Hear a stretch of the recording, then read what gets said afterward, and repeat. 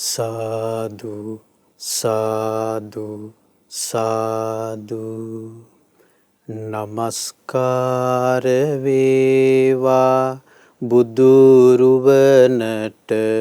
සැමදා බුදු හිමි සරණ යමි.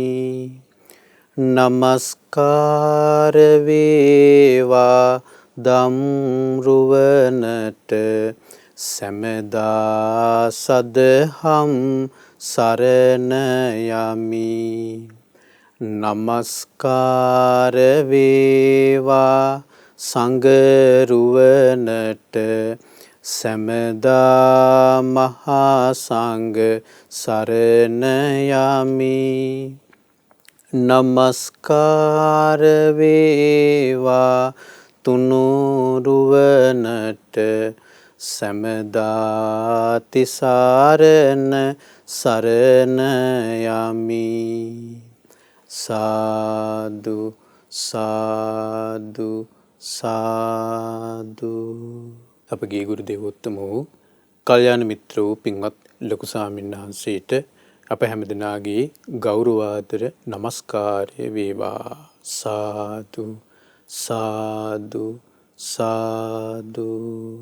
ශ්‍රද්ධාවන්ත වාසනාවන්ත පින්වත්නි,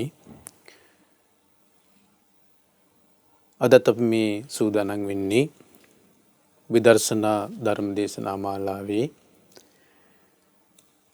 සුවිශේෂී නුවණින් විමසිය යුතු දහම් කරුණු ටිකක් ඉගෙන ගන්න. අපි ඊයේ ආරම්භ කළා විශේෂ ධර්ම දේශනාවක්, සූත්‍ර දේශනාවක්. ඒ තමයි උද්දේශ විභංග සූත්‍රය. උද්දේශ විභංග සූත්‍රය අඩංගු වෙලා තියෙන්නේ මජ්ක්‍ධිම නිකායේ උපරිපණ්ණාසකේ. මේකේ පසුබිම නැවත කියන්න ඕනේ. කෙටියෙන් කියනවා නම් භාග්‍යවතුන් වහන්සේ ජේතවනාරාමයේ වැඩ සිටිද්දී බුදුරජාන් වහන්සේ භික්ෂුන් වහන්සේලා අමතලා දහම් උද්දේශයක් වදාලා. දහම් උද්දේශය තමයි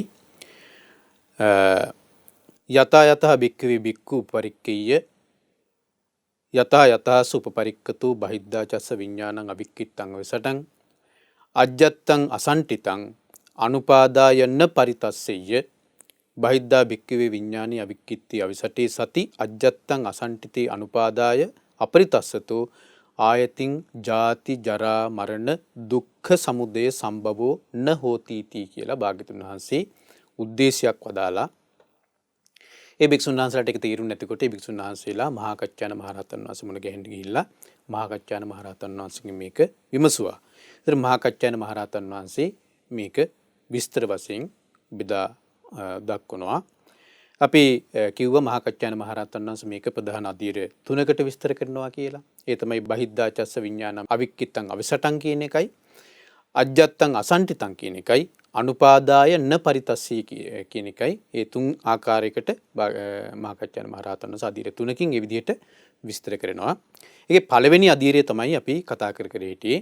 ඒ කියන්නේ බහිද්ධා චස්ස විඥානං අවික්ඛිත්තං අවිසටං කියන ඒ අධීරේ අපි කතා කරගෙන හිටියේ. ඒකත් මහා කච්චායන මහ රහතන් වහන්සේ දෙවිධයකට විස්තර කරනවා. බහිද්ධා විඥානං වික්ඛිත්තං විසටං කියලා කියන්නේ මොකක්ද? බහිද්ධා විඥානං අවික්ඛිත්තං අවිසටං කියලා කියන්නේ මොකක්ද කියලා. අපි කතා කරේ ඒකෙමුත් බහිද්ධා චස්ස විඥානං වික්ඛිත්තං විසටං කියන එක මූලිකම දේ පළවෙනි එකේම කොටසක් නම් අපි කතා කරගෙන හිටියේ. ඉතින් කාල වේලාව අපිට සීමිතයිනේ තියෙන්නේ එක දවසකට. ඉතින් මේ සීමිත කාල වේලාව තුළ අපිට පොඩි දහම් කොටසක් තමයි විස්තර වශයෙන් කතා කරනවා නම් කතා කරන්න තියෙන්නේ. පුළුවන් වෙන්නේ. ඉතින් පින්වත්නි, අපි කතා කළා බාහිරට විඥානීය විසිරෙනවා, වික්ෂිප්ත වෙනවා කියලා කියන්නේ මොකක්ද කියලා මහා කච්චායන මහ රහතන් වහන්සේ දේශනා කළේ. ඉදාවසෝ භික්ඛුනෝ චක්කුණා රූපං දිස්වා රූප නිමිත්තානුසාරී විඥානං හෝති. ඕක තමයි අපි කතා කළේ. ඒකට කතා කරද්දී අපි බැලුවා රූපයක් ඇසින් රූපයක් දකින්නවා කියලා කියන්නේ කොයි වගේ සංසිද්ධියක්ද වෙන්නේ කියලා. කනින් සද්දයක් අහනවා කියන්නේ කොයි වගේ සංසිද්ධියක්ද. මම අර පොඩි උපමා ඔය කියන්නේ උදාහරණ දෙකකුත් ඔබට අරගෙන, ඒ කියන්නේ කැන්ඩි කියන මේ උදාහරණي ඊට පස්සේ අර මම දන්න යාළුවෙකුගේ අර පුංචි අම්මගේ දුවකට සිදුවෙච්ච සිදුවීමක්ත් එක්ක මම අරගෙන පොඩ්ඩක් ඒක විස්තර කළේ. ඉතින් පින්වත්නි බාහිරාචස්ස විඥානම් වික්කිත්තං විසටං කියලා කියන්නේ විඥානීය බාහිරට විසිරෙනවා. ඒතර වික්ෂිප්ත වෙනවා කියන එක. බාහිරට විඥානීය විසිරෙනවා වික්ෂිප්ත වෙනවා කියන එක. ඒතර බාහිරට විඥානීය විසිරෙන්නේ කොහොමද? ඇසින් දකින රූප නිමිත්තේ විඥානීය හැසිරෙද්දී. කනට ඇහෙන ශබ්ද නිමිත්තේ විඥානීය හැසිරෙද්දී. නාසයට දැනෙන ගඳ සුවඳ ඒ නිමිත්තේ විඥානීය හැසිරෙද්දී. කයට දැනෙන පහසේ ඒ නිමිත්තේ විඥානීය හැසිරෙද්දී. මනසට සිතන අරමුණේ ඒ නිමිත්තේ විඥානීය හැසිරෙද්දී. ඒකට තමයි කියන්නේ බාහිරයට විඥානීය විසිරුණා වික්ෂිප්ත වුණා කියලා කියන්නේ ඒකට. එතකොට මහකච්චාන මහරහතන් වහන්සේ දේශනා කරන්නේ දැන් ඔය කොටස විස්තර දේශනා කළානේ. බාහිරට විඥානේ විසිරෙනවා වික්ෂිප්ත වෙනවා කියලා කියන්නේ මේකයි කියලා. දැන් ඔන්න මහකච්චාන මහරහතන් දැන් විස්තර කරනවා බුදුරජාණන් වහන්සේ වදාළ එක. කොහොමද දැන් වික්ෂිප්ත වෙන්න එපා කියන බුදුරජාණන් දේශනා කළේ. වික්ෂිප්ත කරගන්න එපා, විසිරව ගන්න එපා කියන දේශනා කළේ. ඒතර දැන් ඒක විස්තර කරනවා. කතංචාවසෝ බහිද්ධා විඥානං අවික්කිත්තං අවිසටං තිවුච්චති. මොකද්ද බාහිරට විඥානීය වික්ෂිප්ත නොවෙනවා නොවිසිරෙනවා කියන්නේ මොකක්ද කියලා. ඉදාවසෝ බික්කුණෝ චක්කුණා රූපං දිස්වා න නිමිත්තානුසාරී විඥානං හොත්. දැන් අර තවත් පොඩි කොටසක් අරගෙන මේ තියෙනවා. ඒ කියන්නේ විසිරෙනවා කියන එකේ රූප නිමිත්තානුසාරී විඥානං හොත් රූප නිමිත්තස්සාද ගතිතං. ඒකේ රූප නිමිත්තේ ආස්වාදයක් තියෙනවා. අපි ඇසින් දකින රූපේ ඒ නිමිත්තේ ආස්වාදයක් තියෙනවා. හරි? ඒ නිමිත්තේ ආස්වාදයේ තියෙන්නේ ඒ නිමිත්තේ නැවත විඥානයේ හැසිරෙද්දී. නැතුව ඇසින් දකින ඒ ආලෝක එමෙතන ඡායාවේ ආස්වාදයක් නෙමෙයි තියෙන්නේ. ඒ නිමිත්තේ ආපහු විඥානයේ හැසිරෙන්නකොට තමයි ආස්වාදය ඇති වෙන්නේ. හරි? ඒ හැසිරෙනකොට තමයි ඒකේ රාගය ඇති වෙන්නේ හෝ ද්වේෂය ඇති වෙන්නේ හෝ මොහය ඇති මේ ඒ හැසිරෙද්දී. එහෙනම් අන්නේ රූප නිමිත්තේ ආස්වාදයක් තියෙනවා. රූප නිමිත්තස්සාද ගතිතං කියලා කියන්නේ ආන්නේ රූප නිමිත්තේ ආස්වාදේ ගිජු වෙනවා අපි. යම්කිසි කෙනෙක් රූප නිමිත්තේ ආස්වාදේ ගිජු වෙනවා. රූප නිමිත්තස්සාද ගතිතං. රූප නිමිත්තස්සාද විනිබත්තං. රූප නිමිත්තේ ආස්වාදයට බැඳෙනවා. විනිබද්දං කියලා කියන්නේ ඒකත් එක්ක බැඳෙනවා. රූප නිමිත්තස්සාද විනිබත්තං. රූප නිමිත්තස්සාද සංයෝජන සංයුත්තං කියලා කියන්නේ රූප නිමිත්තේ ආස්වාදියත් එක්ක කියන්නේ සංයෝජනය වෙනවා. අන්නේ සංයෝජනයත් එක්ක එකතු වෙලා අපි වාසය කරනවා. ඒ කියන්නේ අපිට දැකපු රූප මතක තියෙන්නේ. ඒ රූප ආපහු මතක් කර අපිට රාගය උපදව ගන්න පුළුවන්. අපිට ද්වේෂ උපදව ගන්න පුළුවන්. මුලාටපත් වෙන්න පුළුවන්. ඉරිසියාව ඇති කර ගන්න පුළුවන්. මාන්නය ඇති කර ගන්න පුළුවන් නේ. ඒ දැකපු රූපේ නිමිත්තත් එක්ක. හරි? ඊට පස්සේ අහපු ශබ්දත් එක්ක අපිට ඒක මතක තියෙන්නේ. ඒතර ඒකත් එකතු වෙලා අපි වාසය කරනවා. ඒකත් එකතු වෙලා වාසය කරනවා. ඒතර නෝ බුදුරජාණන් වහන්සේ දේශනා කරන්නේ අතීතං නාන්වා ගමෙය්‍ය නප්පටිකංකේ අනාගතං. අතීතය ආපහු එන්නේ නැහැ. හරි? අතීතං නාන්වා ගමෙය්‍ය නප්පටිකංකේ අනාගතං. යදතීතං පහීනන්තං.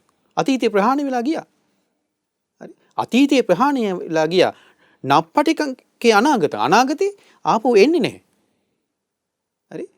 පච්චුප්පන්නාචේ ධම්මං තත්ත විපස්සති. බුදුරජාණන් දේශනා කළේ මේ මොහොතේ හටගන්නදී පච්චුප්පන්න කියලා කියන්නේ වර්තමානයේ කියලා අපි කිව්වට දැන් පච්චුප්පන්න කියන්නේ වර්තමානයේ තමයි. හැබැයි පච්චුප්පන්න කියන්නේ ප්‍රත්‍යංගෙන් උපන්න. පච්චුප්පන්න ප්‍රත්‍යංගෙන් උපන්න කියන්නේ මේ මොහොතනේ. හරි? පච්චුප්පන්නච්චේ ධම්මං මේ මොහොතේ ප්‍රත්‍යංගෙන් ඉපදුණු දේ විදර්ශනා කරන්න. ඒතර මොකද අපිට පේන්නේ? ඒක නිරුද්ධ වෙනවා ඒ මොහොතේම. මේ මොහොතේ උපදිනදී මේ මොහොතේම නිරුද්ධ වෙනවා. ඒතර නිරුද්ධ වෙනවා නම් මේ මොහොතේ අතීතේ නිරුද්ධ වෙලා ගිහලා ඉවරයිනේ. නේ? එහෙනම් අතීතයේත් එක්ක අපි වාසය කළ වැඩක් නැහැ. ඇයි ඒක නිරුද්ධ වෙලා ගිහලා ඉවරයි. අනාගතේ තාම හට අරන්නේ. ওই විදිහට අනාගතේ හටගනිද අපි හිතන විදිහට අනාගතේ වෙයිද? කවුද දන්නේ? අපි දැන් හෙට මෙහෙම වෙයි කියලා අද අපි දුකින් ඉන්නේ නැද්ද? ඉන්නවා. හැබැයි හෙට එහෙම වෙයිද කියලා කවුද දන්නේ? ඒ තාම වෙලා නැහැ. නිසා බුදුරජාණන් දේශනා කරන්නේ තත්ත තත්ත විපස්සති. පච්චුප්පන්නාචි ධම්මං තත්ත තත්ත විපස්සති. මේ මොහොතේ විදර්ශනාවෙන් ඉන්නේ. විදර්ශනාවෙන් ඉද්දී එයාට පේන්නේ හට ගැනීම නැතිවීම. මේ මොහොතේ හට ගන්න දේ මේ මොහොතේ නැති වෙනවා. තව මොහොතකමුත් අනාගතේ කළ යුත්තේ ඒකමයි. තව මොහොතකමුත් කළ යුත්තේ ඒ මොහොතේ විදර්ශනාවෙන් සිටීම. තව මොහොතකමුත් කළ යුත්තේ ඒ මොහොතේ විදර්ශනාවෙන් සිටීම. එතකොට එයා අතීතයත් එක්ක වාසය කරන්නේ නැහැ. අනාගතයත් එක්ක වාසය කරන්නේ නැහැ. හැම වෙලාවෙම එයා යංකින්ච සමුදය ධම්මං සම්බන්තං නිරෝධ ධම්මං හේතු ප්‍රත්‍යයෙන් හටගන්නා වූ යම් දෙයක් ඇද්ද හේතු නිරුද්ධ වීමේදී නිරෝධ වෙනවා කියලා නිරෝධයේ දැකමින් වාසය කරනවා. හරි? නිරෝධය දකිමින් වාසය කරන හැම මොහොතකම. අන්‍යයට අතීතයේත් එක්ක දුක් වෙන්න දෙයක්වත් නැහැ. අනාගතයත් ගැන පතලා ඒ ගැන හිතන්න දෙයක්වත් ඒ ගැන දුක් වෙන්න හෝ සතුට වෙන්න දෙයක්වත් එයාට නැහැ. එතකොට එහෙනම් ඔන්න මේ අර රූප නිමිත්තේ ආස්වාදයත් එක්ක බැඳුණු ඒ සංයෝජනයත් එකතු වෙලා වාසය කරන්න එපා කියලා කියන්නේ. එකතු වෙලා වාසය කරනවා කියලා කියන්නේ විඤ්ඤාණ බාහිරට විසිරුණා කියන එකයි. ඒකට ගතිත වුණා කියලා කියන්නේ විඤ්ඤාණය විසිරුණා කියන එකයි. ඒ රූප නිමිත්තානුසාරී විඤ්ඤාණ රූප නිමිත්තේ විඤ්ඤාණය හැසිරෙනවා කියලා කියන්නේ බාහිරට විඤ්ඤාණය විසිරුණා කියන එකයි. දැන් බුදුරජාණන් වහන්සේ දේශනා කරන්නේ එහෙම විසිරෙන්න දෙන්න එපා කියලා. කතංචාවසෝ බහිද්ධා විඤ්ඤාණං අවික්කිත්තං අවිසටන්තු උච්චති. ආයුෂ්මත්නි කොහොමද විඤ්ඤාණයේ බාහිරට නොවිසිරි වික්ෂිප්ත නොවි තියෙනවා කියලා කියන්නේ මොකටද? ඉදවසෝ බික්කුණෝ චක්කුණා රූපං දිස්වා න රූප නිමිත්තානුසාරී විඤ්ඤාණං හෝති. ඇසින් රූපේ දැකලා ඒ රූප නිමිත්තේ විඤ්ඤාණය හැසිරෙන්නේ නැහැ. හරි? ඇසින් රූපේ දැකලා රූප නිමිත්තේ විඤ්ඤාණය හැසිරෙන්නේ නැහැ. නොහැසිරී සිටින්න නම් රූප නිමිත්ත විඤ්ඤාණය නොහැසිරී සිටින්න නම් මොකද්ද වෙන්න ඕනේ? ඇසින් දැකපු රූපය ඒ මොහොතේ නිරුද්ධ වුණා කියලා දන්නවනම් දැකපු රූපේ ඒ මොහොතේ නිරුද්ධ වුණා කියලා දන්නවනම් ඒ කියන්නේ අවබෝධයක් තියෙනවනම් ඒ රූප නිමිත්ත ආපහු විඤ්ඤාණය හැසිරෙන්න දෙයක් නැහැ. ඒක නිරුද්ධ වෙලා ගියප එකක්. ඒ කියන්නේ මේකෙන් අදහස් කරන්නේ දැකපු දේ මතක නැහැ කියන එකද? නෑ මතකයි. මතක නැහැ කියන එක නෙවෙයි ඒ ලාමක අදහසින් ගන්න එපා. අපිට මේ ඔය දේවල් එන්නේ අපි හරි ලාමක නිසා. මේ කියන්නේ ඊට වඩා බොහෝ ගැඹුරු දෙයක්. මේක නුවණින් දකින්න ඕන එකක්. ප්‍රඥාවෙන් දකින්න ඕන එකක්. හරි? ඒ වෙලාවේ නිරුද්ධ වුණා කියලා අවබෝධයක් තියෙනවා. ඒ අවබෝධයේ ප්‍රඥාව. එහෙමතු මේක රූපය ආපහු ඒකේ මේ මතක් වෙන්නේ හැසිරෙන්නේ නැහැ කියලා මේ අමතකයි වෙලා යනවා කියන එක නෙවෙයි. අමතක වීමක් නෙවෙයි මේක අවබෝධයක් තියෙනවා. ඒක නිරුද්ධ වුණා කියලා. ඒක නිරුද්ධ වෙලා කියප එකක් කියලා අවබෝධයක්. නිරුද්ධ වුණා කියලා අවබෝධයක් නැති නිසානේ අපිට හැමදාම තියෙන රූප තියෙන්නේ. අපි ඇසත් අපිට නිට්ටයයි. රූපත් නිට්ටයයි. හරි? විඥානියත් අපි නොහිතුවාට අපි දෘෂ්ටිය තියෙන විඥානයත් නිට්ටයයි කියලා. ස්පර්ශයත් නිට්ටයයි. ඒකනේ අපිට ඒ ස්පර්ශයේ ඒ කියන්නේ විඳීමත් නිට්ටයයි. ඒකනේ අපිට මේ විඳීම අප ඕන වෙන්නේ. ඒ විඳීම අපිට ඕන වෙන්නේ අපි දැන් හැම වෙලාවෙම කියන්නේ ඔන්න දැන් අපි හිතමු ඔබට ව්‍යංජනයක් හදලා දෙනවා කියලා. ව්‍යංජනයක් හදලා දෙද්දී කෑමට මොනවා හරි මාළුවක් හදලා දෙද්දී ඔබ දන්නවා දැන් පරිප්පු ව්‍යංජනයේට ලුණු මෙච්චරක් තියෙන්න ඕන කියලා. ඒක තමයි ඔබ දන්නේ එක. ඇයි ඒක කොහොමද දන්නේ?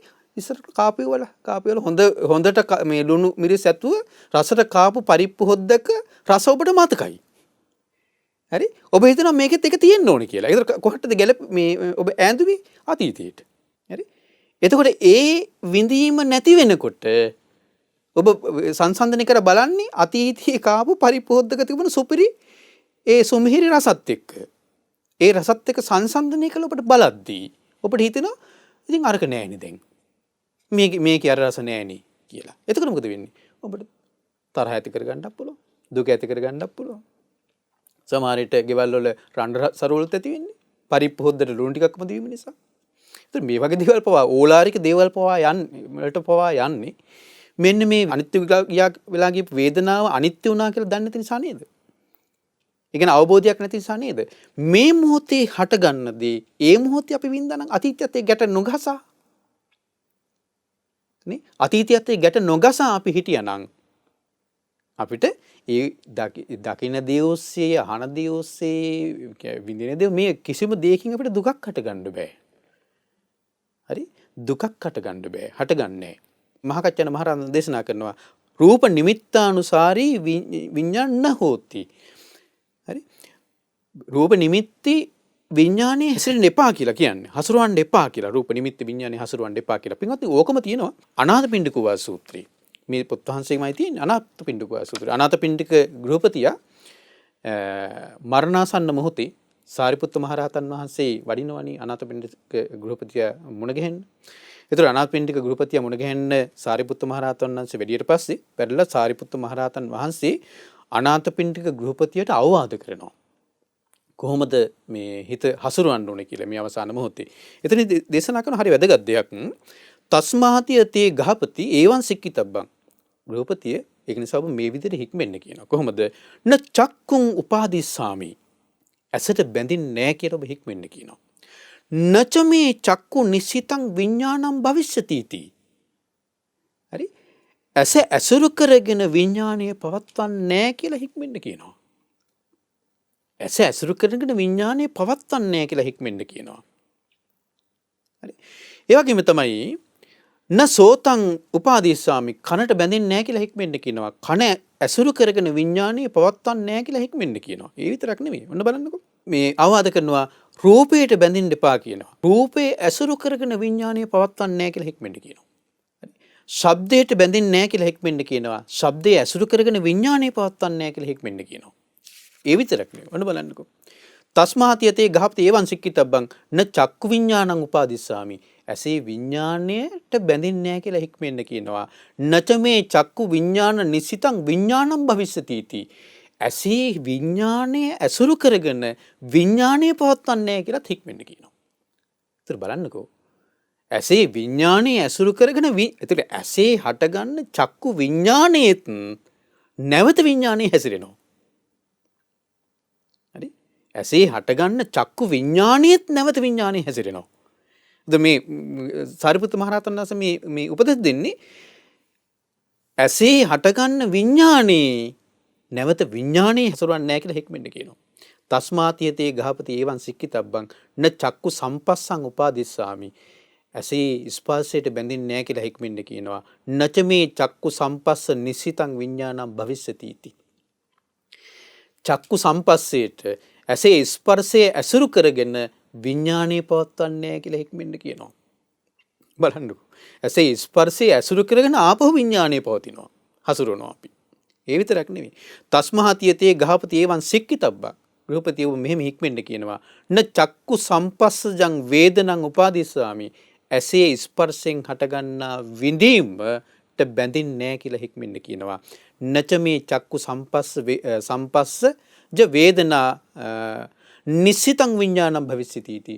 ඇසේ ස්පර්ශයෙන් හටගන්නා විඳීමේ ඇසුරු කරගෙන විඥානය පවත්වන. බලන්න දැන් මේ කියන්නේ ගැඹුරු දෙයක් නේ. ඇස රූප විඥානීය තුන එකතු වෙලා ඒකෙන් ස්පර්ශය හැදිලා ඒ ස්පර්ශයේ ප්‍රත්‍යයෙන් විඳීම හට ගන්නවා. ඒ විඳීමේ ආපහු විඥානය හැසිරෙනවා. දැන් මේ සාරිපුත්ත මහරහතන් වහන්සේ මේ අනාථපිණ්ඩික සිටුමාට කියන්නේ ඒ වේදනාවේ විඥානයේ වේදනාව ඇසුරු කරගෙන විඥානයේ පවත්වන්නේ නැහැ කියලා හික්මෙන්න කියනවා. ඒකට බලන්න ගිහින් අපි විඳපු විඳීමක් ඔස්සේ නැවත හිත වැඩ කරනවානේ. ඒකනේ මේ වැඩ කරන්න එපා කියලා කියන්නේ. ඇයි වැඩ කරන්න එපා කියලා කියන්නේ? ඒක නිරුද්ධ වෙලා ගියා. හරි? ඒක අනිත්‍ය වෙලා ගියපු එකක්. අනිත්‍ය වෙලා ගියපු එකේ විඥානේ වැඩ කරන්නේ අනිත්‍ය වෙලා ගියා කියලා දන්නේ නැති නිසා. අනවබෝධය නිසා. හරි? එහෙනම් එහෙම ඒ විදිහට ඒ ඇසුරු කරගෙන විඥානේ පවත්වන්නේ නැහැ කියලා හික්මෙන්න කියනවා. ඒතකොට ඒක පින්වත්නි ඒකම තමයි මේ කියන්නේ. මේ දේශනා කරන්නේ. හරි? මේ දේශනා කරන්නේ මහාකච්චායන මහරහතන් වහන්සේ මේ දේශනා කරන බුදුරජාණන් වහන්සේ අර දේශනා කරපු දේ දැන් විස්තර වශයෙන් මේ දේශනා කරන්නේ ඉදාවසෝ බික්කුණෝ චක්කුණා රූපං දිස්වා න රූප නිමිත්තානුසාරේ විඥානං හෝති. රූප නිමිත්තේ විඥානයේ හසුරවන්න එපා කියනවා. රූප නිමිත්තේ. ඒතර රූප නිමිත්ත විඥානයේ හසුරවන්න තමයි බාහිරට විඥානයේ විසිරෙන්නේ. හරි? බාහිරට විඥානයේ විසිරෙනවා. රූප නිමිත්තේ විඥානයේ හසුරවන්න බාහිරට මේ විඥානයේ විසිරෙනවා. ඊට පස්සේ න රූප නිමිත්තස්සාද ගතිතං. ඒ රූප නිමිත්තේ ආස්වාදයට ගිජු වෙන්න එපා කියනවා. ගිජු වෙන්නේ නැහැ කියනවා.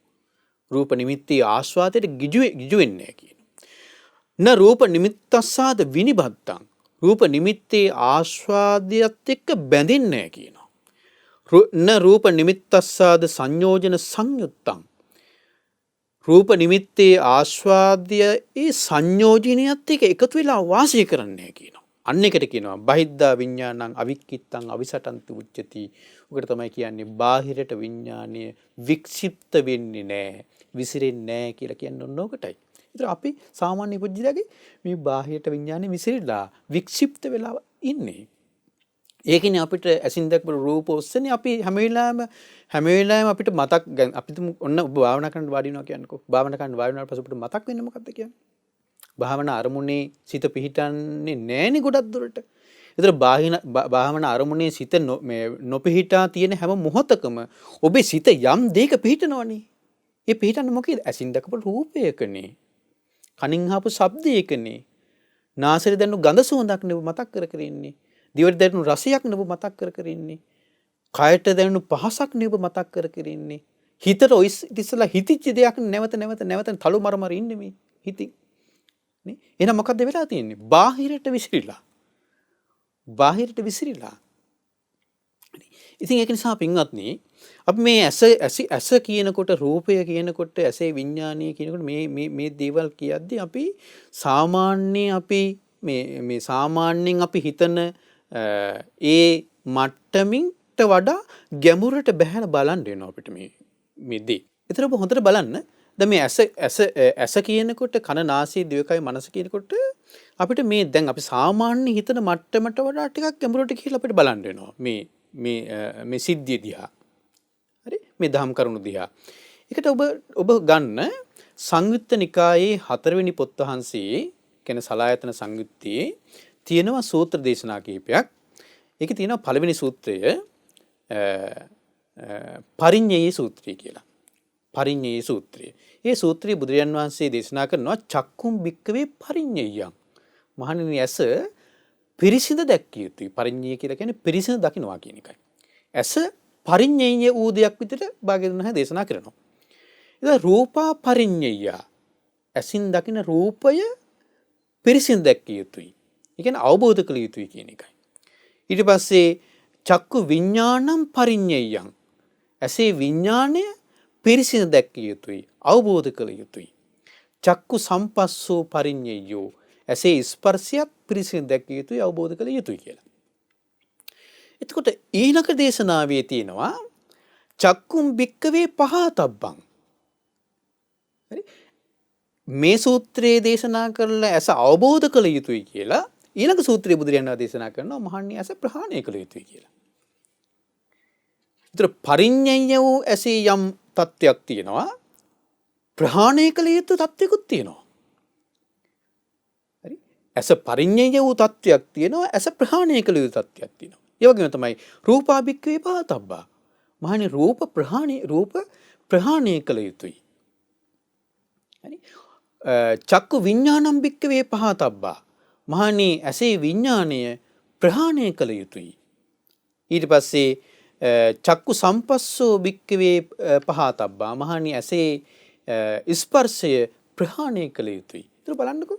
හොඳට මේ කියන ටික උතට බහගන්න. එක සූත්‍රයක බුදුරජාණන් වහන්සේ දේශනා කරන මහණේ ඇස අවබෝධ කළ යුතුයි කියලා. පරිඤ්ඤය ධර්මයක් විදියට ඇස අවබෝධ කළ යුතුයි කියලා දේශනා කරනවා. රූප අවබෝධ කළ යුතුයි කියලා දේශනා කරනවා. පරිඤ්ඤය ධර්මයක් විදියට. ඇසේ විඥාණය අවබෝධ කළ යුතුයි කියලා දේශනා කරනවා. පරිඤ්ඤය ධර්මයක් විදියට. ඊට පස්සේ ඇසේ ස්පර්ශය අවබෝධ කළ යුතුයි කියලා දේශනා කරනවා. ඒකෙම ඊළඟ සූත්‍රයේ බුදුරජාණන් දේශනා කරනවා චක්කුම් භික්ඛවේ පහතබ්බා. මහණනි ඇස ප්‍රහාණය කළ යුතුයි. ඒතර බුදුරජාණන් වහන්සේ මේ එක සූත්‍රයක පරිඤ්ඤය ධර්මයක් විදියට, ඒ කියන්නේ අවබෝධ කළ යුතු දෙයක් විදියට දේශනා කරලා ඊළඟ සූත්‍රයේ බුදුරජාණන් වහන්සේ දේශනා කරන්නේ ප්‍රහාණය කළ යුතු දෙයක් විදියට. ඇස ප්‍රහාණය කරන්න ඕනේ. රූප ප්‍රහාණය කර යුතුයි. ඊට පස්සේ ඇසේ විඥානීය ප්‍රහාණය කළ යුතුයි. ඇසේ ස්පර්ශය ප්‍රහාණය කළ යුතුයි බුදුරජාණන් වහන්සේ ඊළඟ සූත්‍රය දේශනා කරනවා. ඊළඟ සූත්‍රයේ බුදුරජාණන් දේශනා කරනවා චක්කුම් භික්ඛවේ සච්චිකාතබ්බා. මහණනි ඇස සාක්ෂාත් කළ යුතුයි. රූපා සච්චිකාතබ්බා. මහණ රූප සාක්ෂාත් කළ යුතුයි. හරි? ඊට පස්සේ චක්කු විඥානං සච්චිකාතබ්බා. ඇසේ විඥානයේ සාක්ෂාත් කළ යුතුයි. චක්කු සම්පස්සෝ මේ සච්චිකාතබ්බෝ. මහණනි ඇසේ ස්පර්ශය සාක්ෂාත් කළ යුතුයි. මොකද්ද මේ? එක සූත්‍රයක ඇස අවබෝධ කරන්න කියලා කියනවා. ඊළඟ සූත්‍රයේ ඇස ප්‍රහාණය කරන්න කියලා කියනවා. ඊළඟ සූත්‍රයේ ඇස සාක්ෂාත් කරන්න කියලා කියනවා. ඒතර මේ දේශනා කරන්නේ ගැඹුරු තත්ත්වයක් නෙමෙයි දේශනා කරන්නේ. එහෙනම් අවබෝධ කළ යුත්තේ මොකද්ද? දුක. දුක තමයි අවබෝධ කරන්න තියෙන්නේ. ප්‍රහාණය කරන්න තියෙන්නේ දුක්ඛ සමුදය. හරි? දුක්ඛ සමුදය ප්‍රහාණය කරන්න තියෙන්නේ, සාක්ෂාත් කරන්න තියෙන්නේ දුක්ඛ නිරෝධය. එහෙනම් එක මට්ටමක් තියෙනවා ඇසේ දුක නම් වූ ආරි සත්‍යයටයි. ඒක තමයි අවබෝධ කරන්න කියලා කියන්නේ. චක්කුම් භික්කවේ පරිඤ්ඤය. මහණනි ඇස අවබෝධ කළ යුතුයි. ඒක තමයි දුක. ඒතර ඇස දුකට දාලා දුකට ඇතුළත් කරලා බුදුරජාණන් දේශනා කරනවා ඇස අවබෝධ කළ යුතුයි කියලා. දුක්ඛ සමුදය තමයි ප්‍රහාණය කළ යුත්තේ. ඊළඟ සූත්‍රයේ බුදුරජාණන් චක්කුම් භික්කවේ පහතබ්බා. මහණනි ඇස ප්‍රහාණය කළ යුතුයි. එහෙනම් දුක්ඛ සමුදය නම් වූ ඇසකුත් තියෙනවා. ඇසේ තත්ත්වයක් තියෙනවා. හරි? දුක නම් වූ ඇසේ තත්ත්වයක් තියෙනවා. දුක්ඛ සමුදය නම් වූ ඇසේ තත්ත්වයක් තියෙනවා. ඒක තමයි මේ සූත්‍රයේ දේශනා කළේ. හරි? මේ සූත්‍රයේ දේශනා කළේ චක්කුණා රූපං දිස්වා රූප නිමිත්තානුසාරී විඥානං හෝති. මොකද වෙන්නේ? ආපහු ඇස සමුදය වෙනවා අපි. නිරුද්ධ වෙනවා කියලා දන්නේ නැති නිසා. නිරුද්ධ වුණා කියලා දන්නේ නැති නිසා ආපහු අපි ඇස අපිට උපදව ගන්න පුළුවන්. නිරුද්ධලා ගියපු ඇස අපිට මතක් කරගන්න පුළුවන්. හරි? නිරුද්ධලා ගියපු රූපය ඔස්සේ ආපහු අපිට වැඩ කරන්න පුළුවන්. නිරුද්ධලා ගියපු විඥානය ඔස්සේ ආපහු අපි වැඩ කරනවා. ඒ කියන්නේ අර අනාථපිණ්ඩික සූත්‍රයේ මේ දේශනා කළේ. අනාථපිණ්ඩික ගෘහපතියර මේ සාරිපුත්ත මහ දේශනා කළේ. න චක්කුං උපාදිස්සාමි ඇසට බැඳෙන්න එපා කිව්වා. චක්කු නිශ්චිතං විඥානං භවිෂ්‍යති इति. ඇස ඇසුරු කරගෙන විඥානය පවත්වන්න එපා කිව්වා. හරි. එහෙනම් ඇස ඇසුරු කරගෙන ආපහු විඥානය පවත්වද්දී ආන්නේ අපි ඇසුරු කරන ඇස නිරුද්ධ වෙලා ගියපු ඇස අපි ආපහු ඇසුරු කරනවා විඥානය පවත්වන්න. ඒ විඥානය පවත්වන්න ඇසුරු කරන ඇස දුක්ඛ සමුදය. ඒක ප්‍රහාණය කරන්න කිව්වා. අර ඇස ප්‍රහාණය කරන්න බෑ. ඒ ඇස ප්‍රහාණය කරන්න ගියොත් එහෙනම් අපිට කවදා රූප බලන්න වෙන්නේ නැහැ. හරි. ඒතර අපිට ඇස අන්ධ කරගන්න වෙනවා. ඒ ඇස අවබෝධ කරගන්න ඕනි. හැබැයි ප්‍රහාණය කළ යුතු ඇසී තත්ත්වයක් තියෙනවා. ඒ තමයි ඇස ඇසුරු කරගෙන ආපහු විඥානයේ පවත්වන්න අපිට ඇසක් තියෙන්න එපා. නැවත විඥානයේ පවත්වන්න ඇසක් තියෙන්න එපා. ඒ නිරුද්ධ වෙලා කියපු ඇසකනේ අප විඥානය අපව පවත්වන්න තියෙන්නේ. ආන්නේ නැවත විඥානයේ පවත්වන්න අපි යොදා ගන්න ඇස දුක්ඛ සමුදයට අයිති. ඒක ප්‍රහාණය කරන්න කිව්වා. මේකම දේශනා කරනවා. ඒක තවත් විදිහකට චක්කුණා රූපං දිස්වන්න රූප නිමිත්තානුසාරී විඥානං හෝති. අතන දේශනා කරන රූපය අවබෝධ කරන්න කියලා. ඊට පස්සේ දේශනා කරනවා රූපය ප්‍රහාණය කරන්න ඕනේ කියලා.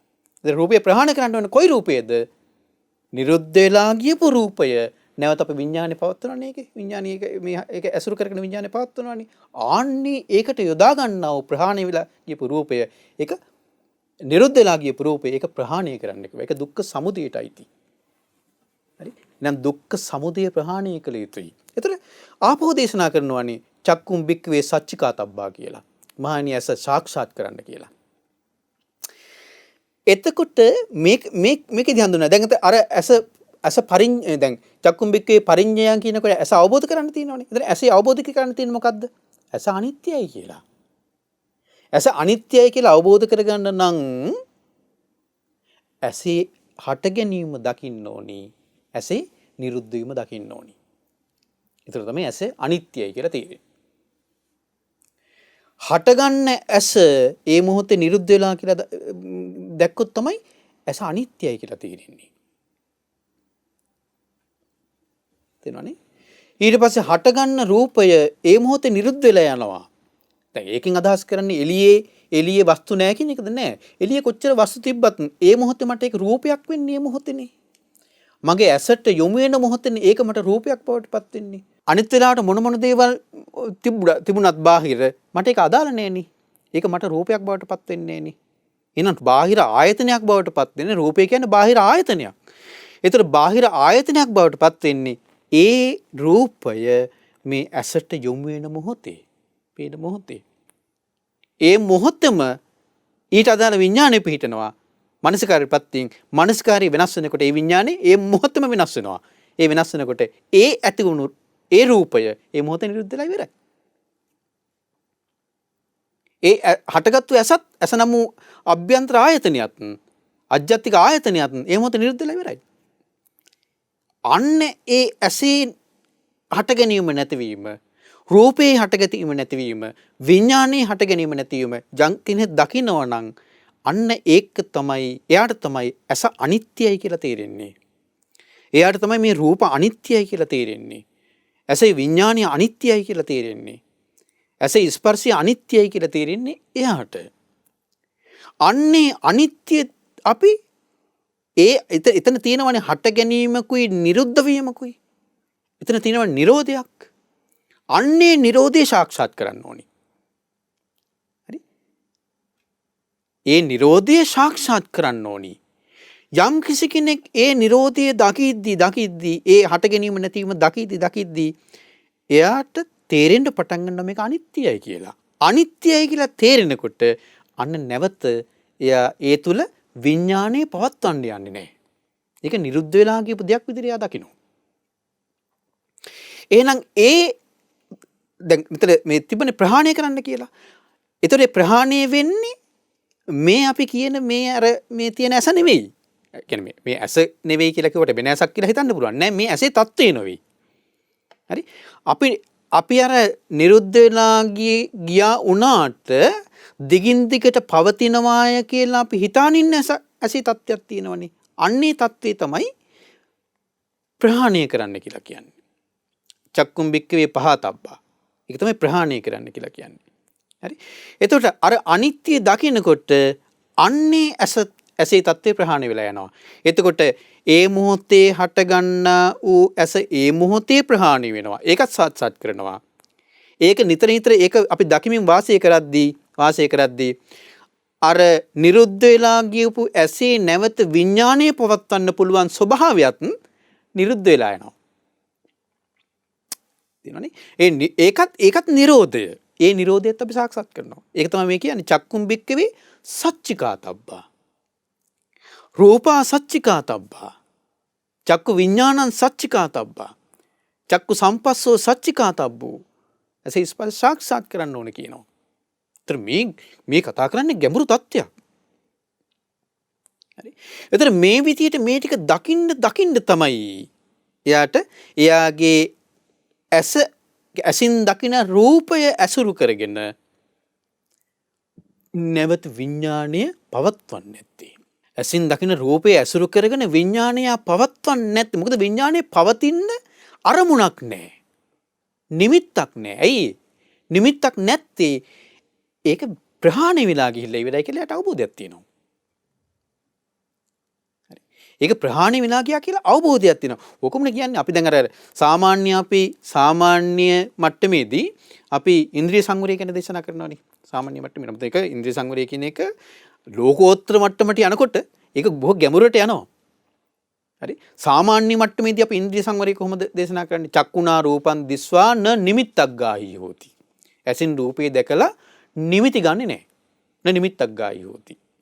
නානුභ්‍යංජනක් ගාහි අනුනිමිති ගන්නෙත් නැහැ. යත්වාදි කරන මේතන් චක්කුන්ජයන් අසංගුතං විහෙරන්තං පාපක අවිජ්ජා දෝමනස අකුසල ධම්මා අනුනාස විජ්ජුම්. ඇසින් රූපයක් දැකලා යම් පාපී අකුසල ධර්මයන් හටගන්නවද ඒ අකුසල ධර්මයන් හටගන්න විදිහට නිමිති අනුනිමිති මතක තියාගන්නේ. ඕක සාමාන්‍ය මට්ටම. හරි? හැබැයි මේක අපිට ලෝකෝත්තර මට්ටමට යනකොට මේ නිමිති ගන්නෙ නැහැ කියලා කියන්නේ අපිට අවබෝධයත් එක්කනම් ඇසේ හට ගැනීම නැතිවීම ගැන අවබෝධයත් එක්කනම් හැම වෙලාවෙම අපිට තේරෙන්න පටන් ගන්නවා මේ නිමිත්ත අපි අරගෙන තියෙන නිමිත්ත එක නිරුද්ධ වෙලා ගියපු එකක් නේද කියලා. ඉතින් ඒක නිමිත්ත ආපහු ගන්න නැහැ කියලා අපිට ආයාසින් නිමිත්ත මතක තියාගන්න නැහැ කියලා මතකය අමතක කරන්න දෙයක් නැහැ යාට. යාට අවබෝධයක් තියෙනවා මේක නිරුද්ධලගේ එල්ලවැරේ කියලා. හරි? ඒක තමයි ලෝකෝත්තර උත්තරීතර වූ ඉන්ද්‍රිය සංවරය. ඒතර ඒක ඒ ඉන්ද්‍රිය සංවරය අපි එතනදී අපිට ආයේ මේ බලෙන් ආයාසයෙන් ඒක මතක තියෙන්න එපා කියලා අපිට කියන්න දෙයක් නැහැ. එතෙන් යනකොට යාට අවබෝධයක් තියෙනවා මේක නිරුද්ධලා ගිහිල්ලා ඉවරයි කියලා. ඒ කියන්නේ ඒ රූප නිමිත්තේ නැවත විඥාණය පවතින්නේ නැහැ යාගේ. රූප නිමිත්තේ ඇසුරු කරගෙන විඥාණය පවත්වන්නේ නැහැ. ඒ රූප නිමිත්ත ඇසුරු කරගෙන විඥාණය පවතින්නේ නැතිකොට න රූප නිමිත්තස්සාද ගතිතං. ඒ රූප නිමිත්තේ ආස්වාදයට ගිජු වෙන්නේ නැහැ යා. න රූප නිමිත්තස්සාද විනිබද්දං. ඒ රූප නිමිත්තේ ආස්වාදයට බැඳින්නේ නැහැ යා. න රූප නිමිත්තස්සාද සංයෝජන සංයුත්තං. ඒ රූප නිමිත්තේ ආස්වාදී සංයෝජනියත් එක්ක එකතු වෙලා වාසය කරන්නේ නැහැ. රූප නිමිත්තේ ආස්වාදයේ සංයෝජනියත් එක්ක එකතු වෙලා වාසය කරන්නේ නැහැ. ওই විදිහටමයි ශබ්දයත්, ওই විදිහටමයි ගඳ සුවඳත්, ওই විදිහටමයි රසයත්, ওই විදිහටමයි පහසත්, ওই විදිහටමයි අරමුණුත්. පින්වත්නි මේ දේශනා කළේ මේ අපිට හොඳට දැන් ඔබටම තේරෙන්නේ නැති මේ කොච්චර නුවණින් කල්පනා කරන්න ඕනද කියලා. මේක තේරුම් ගන්න. ඒතර හොඳට ගැඹුරින් නුවණින් කල්පනා කර බැලිය යුතු තත්ත්වයක් මේ අපි කතා කරන්නේ. හරි. එහෙනම් ඔන්න බාහිරට විඥානීය වික්ෂිප්ත වෙනවා විසිරෙනවා කියලා කියන්නේ මොකද්ද? ඒ තමයි ඇසින් දකින රූපයේ ඒ රූප නිමිත්තේ ඇසුරු කරගෙන විඥානය පවත්වනවා කියන එක. කනින් අහන ශබ්ද නිමිත්ත ඇසුරු කරගෙන විඥානය පවත්වනවා කියන එක. නාසයට දැනෙන ගඳ සුවඳේ නිමිත්ත ඇසුරු කරගෙන විඥානය පවත්වනවා. දිවට දැනෙන රසයේ නිමිත්ත ඇසුරු කරගෙන විඥානය පවත්වනවා. කයට දැනෙන පහසේ නිමිත්ත ඇසුරු කරගෙන විඥානය පවත්වනවා. මනසට සිතන අරමුණේ නිමිත්ත ඇසුරු කරගෙන විඥානය පවත්වනවා. ඔකට කියනවා බාහිරට විඥානය විසිරිලා වික්ෂිප්ත වෙලා වාසය කරනවා කියලා. බුදුරජාණන් වහන්සේ දේශනා කරන එහෙම කරගන්න එපා. හරි? බාහිරට විඥානය අවික්කිතව අවිසටව වාසය කරන්න කියනවා. වික්ෂිප්ත නොවි විසට නොවි වාසය කරන්න කියනවා. ඒ කියන්නේ මොකක්ද? ඇසින් දකින රූපයේ නිමිත්තානුසාරෙන් තියෙන්නේ චක්කුණා රූපං දිස්වන්න රූප නිමිත්තානුසාරී විඥානං හෝති. ඇසින් රූපය දැකලා ඒ රූප නිමිත්ත ඇසුරු කරගෙන නැවත විඥානය පවත්වන්න එපා. කනින් ශබ්දය අහලා ඒ ශබ්ද නිමිත්ත ඇසුරු කරගෙන විඥානය පවත්වන්න එපා.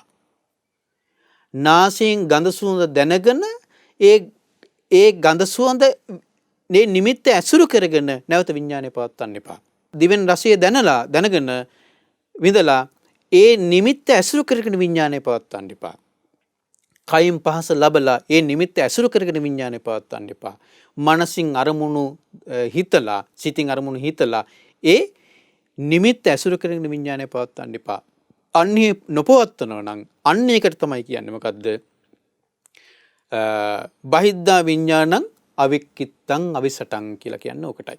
බාහිරට විඥානය විසිරෙන්නේ වික්ෂිප්ත වෙන්නේ කියලා කියන්නේ ඔන්න ඕකටයි. ඉතින් පින්වත්නි මේක අපිට ඔය විදිහට නොපවත්වා ඉන්න නම් ඒක ඉතින් මේ හොද්ද එයා තුල වැඩුණු නිවන් මාර්ගක් තියෙන්න ඕනේ. ඉතින් අපිට ඕනේ නැද්ද නිවන් මාර්ග දියුණු කරගන්න? ඕනේනේ නේ.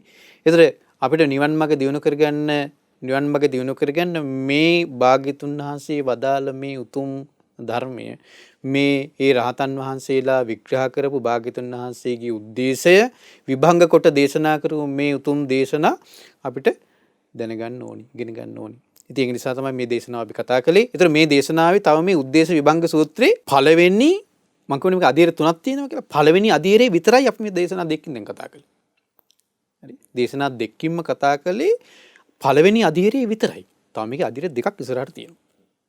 ඒතර මේක සූත්‍ර දේශනාවට යක් කෙටි වුණාට අපිට මේක ගොඩාක් විස්තර වශයෙන් කතා කරන්න පුළුවන් සූත්‍ර දේශනාවක්.